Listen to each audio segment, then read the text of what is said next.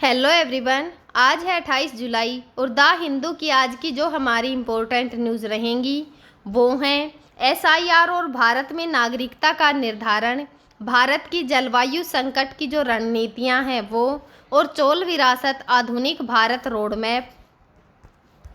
आज की जो हमारी पहली न्यूज़ रहेगी वो जो है SIR has become a process to rule on citizenship of India. जो एसआईआर है और जो नागरिकता है उसके बीच में क्या संबंध है, इसके बारे में जो है वो चर्चा करेंगे। भारत में जो एसआईआर है यानी कि जो स्पेशल इनिशिएटिव जो रिवीजन है उसका संबंध मुख्य रूप से जो है मतदाता सूची के जो संशोधन है उनसे है, न कि सीधे तौर पर जो है नागरिकता निर्धारित करने की प्रक्रिया से। जो एसआईआर है इसका उद्देश्य और जो नागरिकता है उसके बीच में अगर संबंध को देखें कि उनके बीच में क्या संबंध है, तो जो एसआईआर है यह भारत निर्वाचन जो आयोग है यानी कि जो ईसीआई है उसके द्वारा जो मतदाता सूची है उसको अध्ययन करने, और जो गैर नागरिक हैं यानी कि जिन व्यक्तियों को भारत की नागरिकता प्राप्त नहीं है या फिर जो अयोग्य व्यक्ति हैं उनको हटाने के लिए जो है शुरू की गई थी। यह प्रक्रिया जो है ये प्रक्रिया है यह जो मतदाता सूची होती है उसकी शुद्धता हुई उसको सुनिश्चित करने के लिए की थी, ताकि केवल जो भारत के नागरिक हों वही सिर्फ जो है मतदान कर सके यानी कि वोट डाल सके। जैसा कि भारत का जो संविधान का संशोधन है या फिर जो संविधान का अनुच्छेद 326 है उसके अंदर उल्लेखित किया गया है। नागरिकता पर निर्णय देखें तो नागरिकता का निर्धारण जो है भारत सरकार का जो गृह मंत्रालय होता है वह करता है, उसको यह विशेष अधिकार दिए गए हैं, न कि जो निर्वाचन आयोग है वह यह तय करता है कि भारत की नागरिकता जो है किस व्यक्ति को दी जाएगी या फिर किस व्यक्ति को जो है नहीं दी जाएगी। जो सुप्रीम कोर्ट है उसने 10 जुलाई 2025 को जो बिहार के एसआईआर के संबंध में जो है सुनवाई के दौरान यह स्पष्ट किया था कि जो नागरिकता है उसका निर्धारण गृह मंत्रालय के द्वारा किया जाता है। जो ईसीआई है उसने अपनी जो स्थिति है वह भी स्पष्ट की थी कि जो एसआईआर है उसके तहत जो मतदाता सूची है उससे किसी को हटाने का मतलब जो है उसकी नागरिकता को समाप्त करना जो है वो नहीं होता। यह केवल जो मतदान हो रहे हैं उसके लिए पात्रता की जांच करना है, यानी कि अगर किसी व्यक्ति को मतदान देने से रोका जाता है तो उसका यह अर्थ नहीं है कि उससे जो है उसके भारत की नागरिकता छीन ली गई है, बल्कि वह उनका काम जो है सिर्फ यह है कि कौन व्यक्ति जो है मतदान देने के लिए पर्याप्त है और कौन जो है वो अपर्याप्त है। जो बिहार है उसमें एसआईआर की जो प्रक्रिया है उसके बारे में जाने तो बिहार में जो एसआईआर है उसके तहत मतदाताओं से 11 दस्तावेजों की जो सूची है उसमें से एक दस्तावेज प्रस्तुत करने को कहा गया, ताकि उनकी पात्रता जो है वो स्थापित की जा सके कि कौन व्यक्ति वोट डालने के लायक है और कौन नहीं है। हालांकि आधार कार्ड हुआ या फिर जो मतदाता पहचान पत्र है और जो राशन कार्ड है उसको स्वतंत्र दस्तावेज के रूप में जो है वो स्वीकार नहीं किया गया है, क्योंकि आधार कार्ड जो है नागरिकता का प्रमाण नहीं है। सुप्रीम कोर्ट ने जो है ईसीआई को सुझाव दिया है कि वह आधार जो मतदाता पहचान पत्र है और जो राशन कार्ड है उसको भी स्वीकार करने पर विचार करे। लेकिन जो ईसीआई है उसने यह तर्क दिया है कि जो ये दस्तावेज हैं जैसे कि आधार कार्ड हुआ, मतदाता पहचान पत्र और जो राशन कार्ड हैं यह जो है नागरिकता की पुष्टि के लिए पर्याप्त नहीं हैं। जो राजनीतिक विवाद है जैसे कि विपक्षी दलों ने इन पर आरोप लगाया है कि जो एसआईआर है यह एक नागरिकता जांच की प्रक्रिया है जिसका उद्देश्य बड़े पैमाने पर जो मतदाता हैं उनको मताधिकार से वंचित करना हो सकता है। जो ईसीआई है उसने इस आरोप को खंडित किया है और खंडन इसका करते हुए उसने यह भी कहा है कि एसआईआर जो है उसका उद्देश्य केवल जो मतदाता सूची है उसको शुद्ध करना है और यह सुनिश्चित करना है कि कोई भी जो पात्र है मतदाता जो छूटे नहीं।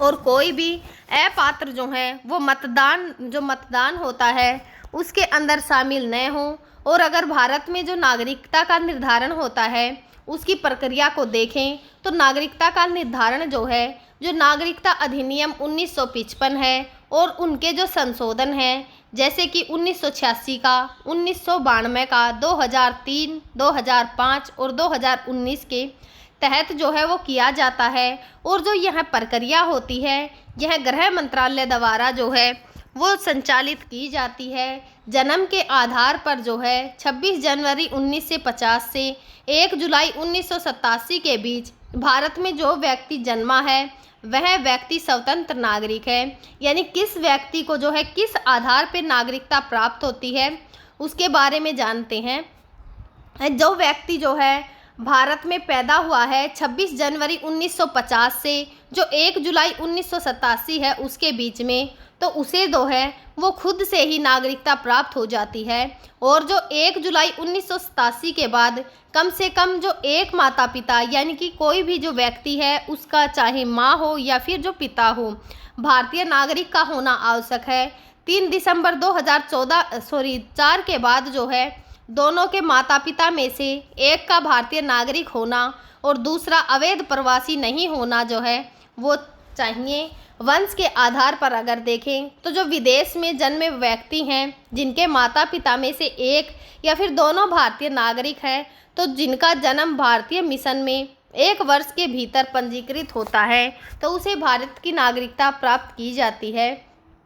जो पंजीकरण है उसके आधार पर देखें कि किन किन व्यक्तियों को जो है नागरिकता दी जाती है। भारतीय जो मूल हैं उनके व्यक्ति या फिर जो भारतीय नागरिक से विवाहित व्यक्ति जो हैं कुछ शर्तों के आधार पर, जैसे भारत में 7 वर्ष का निवास हो, उसके साथ पंजीकरण द्वारा नागरिकता प्राप्त कर सकता है। नागरिकरण जो है कम से कम 12 वर्षों तक भारत में रहने वाला कोई विदेशी जो अन्य देश की नागरिकता को छोड़ दे और जो नागरीकरण है उसके द्वारा नागरिकता प्राप्त कर सकता है। जो नागरिकता संशोधन अधिनियम 2019 है उसके तहत अफ़गानिस्तान, बांग्लादेश या जो पाकिस्तान है वहाँ से आए हिंदू हुए, सिख, बौद्ध, जैन, फारसी और जो ईसाई हैं यह समुदायों के जो व्यक्ति हैं उनके लिए निवास की अवधि 6 वर्ष जो है कर दी गई है। लेकिन कुछ बेशर्तें भी हैं, जैसे 31 दिसंबर 2014 से पहले भारत में प्रवेश कर चुके हों। जो आवेदन की प्रक्रिया है कि नागरिकता के लिए आवेदन जो है वो कैसे करें, तो नागरिकता के लिए आवेदन जो है वो ऑनलाइन पोर्टल के माध्यम से किया जाता है। आवेदन को जो अपनी पात्रता है उसके अनुसार जो आवश्यक दस्तावेज होते हैं उनको जमा करना पड़ता है, जिनकी जांच जो है जिला स्तर की जो समिति है यानी कि जो डिस्ट्रिक्ट लेवल कमेटी है उसके द्वारा की जाती है। इसके बाद जो सशक्त समिति है उसका आवेदन की समीक्षा करती है और अंतिम निर्णय लेती है। जो CAA है 2019 उसके तहत जो आवेदन है उसके लिए जो धार्मिक उत्पीड़न है उसका सबूत देना आवश्यक हो जाता है। अगर नागरिकता की भी किन व्यक्तियों की नागरिकता जो है किस आधार पर समाप्त की जा सकती है उसे देखें तो त्याग, यानी कि यदि कोई व्यक्ति जो है भारतीय नागरिक है लेकिन वह स्वेच्छा से यानी खुद की इच्छा से अगर किसी और देश की जो नागरिकता है उसको ग्रहण कर लेता है तो उसकी जो भारतीय नागरिकता है वह समाप्त हो जाती है। और स्वैच्छिक समाप्ति, कोई व्यक्ति अगर अपनी इच्छा से भारतीय नागरिकता को छोड़ दे तो भी उसकी भारतीय नागरिकता जो है वो समाप्त हो जाती है। और वंचन यानी कि धोखाधड़ी, गलत बयानी या फिर भारत का जो संविधान है उसके प्रति निष्ठा की कमी के कारण जो है नागरिकता छीनी जा सकती है। लेकिन यह केवल जो पंजीकरण या फिर जो नागरीकरण द्वारा प्राप्त नागरिकता पर ही जो है वो लागू होता है। बिहार SIR और जो नागरिकता है उसके बीच का भ्रम देखें तो जो SIR है इसके तहत जो मतदाता सूची है उससे हटाए गए व्यक्तियों की जो नागरिकता है उस पर कोई प्रभाव नहीं पड़ता, क्योंकि यह केवल जो है मतदान की पात्रता की जांच करता है। हालांकि कुछ राजनीतिक दल जो हैं उन्होंने इसे नागरिकता से जोड़कर विवाद खड़ा कर दिया है, जिसे सुप्रीम कोर्ट और जो ECI है उसने खारिज किया है। आज की हमारी जो दूसरी न्यूज़ रहेगी वो इंडिया एमर्जिंग जो शील्ड है अगेंस्ट द क्लाइमेट क्राइसिस उसके बारे में रहेगी। और यह न्यूज़ जो है वो चर्चा में क्यों है, जो जलवायु संकट है उसके विरुद्ध भारत जो है कई सत्रों पर सक्रिय कदम उठा रहा है, जो कि इसे इस वैश्विक जो चुनौती है उसके खिलाफ एक उभरती ढाल के रूप में जो है वो स्थापित कर रहा है। भारत का विशाल और जो विविध भूगोल है, जिसमें हिमालय, लंबी तटरेखा और जो उष्णकटिबंधीय क्षेत्र हैं उनको शामिल किया गया है, इसे जलवायु में जो परिवर्तन होता है उसके प्रति विशेष रूप से जो संवेदनशील है वह बनाता है। इसके बावजूद भारत ने जो जलवायु संकट है उससे निपटने के लिए नीतिगत, सामूहिक और जो तकनीकी पहल है वह शुरू की है। अगर प्रमुख पहल और रणनीतियों के बारे में जानें तो जो अक्षय ऊर्जा है उसमें निवेश, भारत ने अक्षय ऊर्जा को बढ़ावा देने के लिए जो महत्वाकांक्षी लक्ष्य हैं वो रखे हैं कि 2021 तक भारत ने अपनी जो बिजली है उसका 12% अक्षय स्रोत से प्राप्त किया है और 2030 तक 50% जो बिजली उत्पादन है अक्षय ऊर्जा से करने का लक्ष्य है। और सौर और जो पवन ऊर्जा परियोजनाएं हैं जैसे कि पीएम सूर्य घर योजना इस दिशा में जो है एक इम्पोर्टेंट कदम माना जा सकता है। जो जलवायु अनुकूलन है उसमें समन को देखें तो भारत ने जलवायु का अनुकूलन और जो समन है दोनों पर ध्यान को जो है वो एकीकृत किया है। पीएम जो किसान योजना है उसके तहत 11.3 करोड़ किसानों को जलवायु अनुकूलन कृषि की जो पद्धतियां हैं उनके लिए सहायता दी जा रही है। जो जल शक्ति मिशन है और जो अटल भूजल योजना है जल संसाधन प्रबंधन को और भी मजबूत जो है वो कर रही है। जो तटीय और जैव विविधता संरक्षण को देखें तो राष्ट्रीय जो तटीय मिशन योजना है उसके तहत जो मैंग्रोव हैं उनका पुनरुद्धार और जो समुद्री दीवार है उसका निर्माण जैसे कदम जो है तटीय क्षेत्रों को समुद्री सतह जो है उस पर वृद्धि और जो चक्रवात आते हैं उनसे बचने में सहायता करता है। पिछले दशक में भारत में जो मैंग्रोव हैं उनको कवर को 364 वर्ग किलोमीटर बढ़ाया गया है। जो क्लाइमेट टेक का स्टार्टअप है, भारत का स्टार्टअप जो है वो इकोनॉमिक्स जो कि विश्व का तीसरा सबसे बड़ा है, जलवायु संकट से निपटने के लिए जो नए विचार हैं उनको बढ़ावा दे रहा है। जो क्लाइमेट टेक क्षेत्र हैं उनमें स्टार्टअप जो है जलवायु का जो अनुकूलन है या फिर जो समाधान है उन पर काम कर रहे हैं, जिन्हें जो निवेशक हैं उनका समर्थन भी प्राप्त हो रहा है। वैश्विक प्रतिबद्धता में भारत ने 2070 तक जो शुद्ध शून्य उत्सर्जन है यानी कि जो नेट जीरो हासिल करने का लक्ष्य रखा है, जो कि इसे कम उत्सर्जन वाले देश के रूप में वैश्विक नेतृत्व प्रदान करता है। जो ग्लासगो है उसमें COP26 में भारत की जो प्रतिबद्धता है उसने बड़े जो उत्सर्जक हैं उनको प्रेरित जो है वो किया है। और अगर जलवायु से रिलेटेड चुनौतियों को देखें तो जो जलवायु प्रेरित आपदाएं हैं जैसे कि भारत के 80% से जो अधिक लोग हैं वह जलवायु प्रेरित जो आपदा हैं जैसे कि बाढ़ हुआ, सूखा हुआ और जो चक्रवात हैं उनके जोखिम वाले जो क्षेत्र हैं उनके अंदर रहते हैं। कृषि पर प्रभाव, जो जलवायु परिवर्तन है उससे गेहूं, धान और जो आलू जैसी फसलें हैं उनकी उपज में कमी जो है वो आ सकती है, जबकि कुछ फसलें जैसे कि गन्ना और जो मक्का है उसकी उत्पादकता बढ़ सकती है। अगर वित्तीय बाधाओं को देखें तो जो सीमित अंतर्राष्ट्रीय जलवायु है वित्त, उसके कारण भारत को स्वदेशी जो समाधान है उन पर निर्भर रहना पड़ता है। आज की हमारी जो तीसरी न्यूज़ रहेगी वो है legacy of Cholas dynasty provides road map for modern India.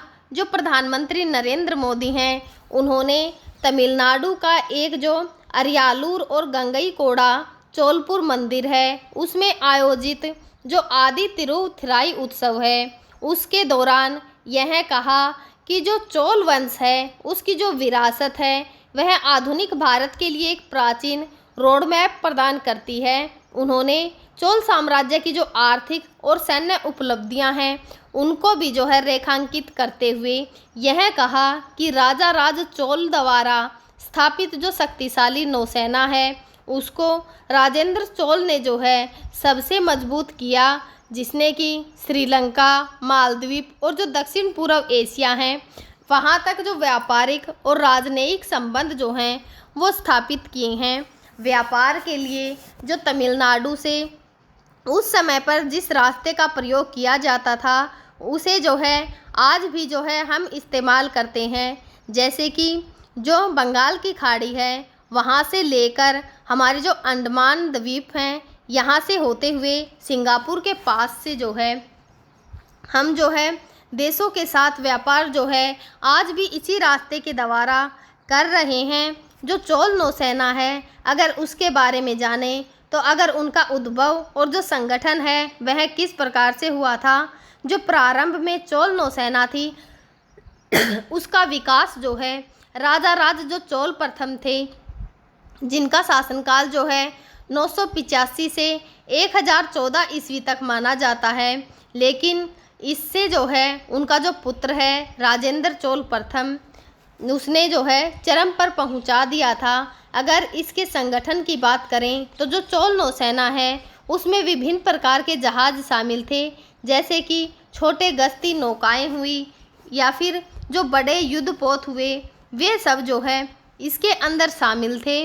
नौसेना में जो प्रशिक्षित नाविक भी थे, सैनिक भी, और जो कुशल नौवहन जो विशेषज्ञ भी थे। और जो नौसैनिक अड्डे देखें तो जो कोरोमंडल तट है उस पर नागपट्टिनम और जो कावेरी पट्टनम है जैसे बंदरगाह नौसेना के प्रमुख केंद्र हुआ करते थे, जहां पर जहाज का निर्माण और जो मरम्मत है वो की जाती थी। और अगर उनकी उपलब्धियों के बारे में जाने तो उन्होंने श्रीलंका पर विजय प्राप्त की थी। राजा राज जो चोल थे उसने 993 ईस्वी में श्रीलंका का जो उत्तरी हिस्सा है उस पर कब्जा किया था और राजेंद्र चोल ने 1017 ईस्वी में पूरे द्वीप को जो है वो जीत लिया था। नौसेना ने जो समुद्री मार्ग है उससे जो सैन्य अभियान है उनको समर्थन दिया। और जो दक्षिण पूर्वी एशियाई अभियान के बारे में जाने तो जो राजेंद्र चोल है उसने 1025 ईस्वी में जो श्री विजय साम्राज्य था उस पर नौसैनिक हमला किया था। जो ये श्री विजय साम्राज्य है यह आधुनिक में जो इंडोनेशिया और मलेशिया है वहाँ पर मौजूद था। यह अभियान जो है जिसमें 13 बंदरगाह पर कब्जा किया गया, भारतीय इतिहास में जो है सबसे लंबी दूरी का समुद्री अभियान था, जिसने चोलों की जो नौसैनिक श्रेष्ठता है उसको प्रदर्शित किया। और जो मालदीव और लक्षद्वीप हैं, जैसे कि जो चोल नौसेना है उसने मालदीव और जो लक्षद्वीप जैसे द्वीप हैं उन पर भी नियंत्रण स्थापित किया, जो कि भारत और जो रणनीतिक दृष्टि है उससे बहुत ही इम्पोर्टेंट थे। जो समुद्री व्यापार होता था या फिर वहाँ का जो आर्थिक महत्व है क्या था उस समय पर जो समुद्री व्यापार है, जो चोल नौसेना ने दक्षिण पूर्वी जो एशियाई देश हैं जैसे कि श्रीविजय, जावा, सुमात्रा जो है, चीन, अरब और जो पूर्वी अफ्रीका है उनके साथ व्यापारिक मार्गों को सुरक्षित किया।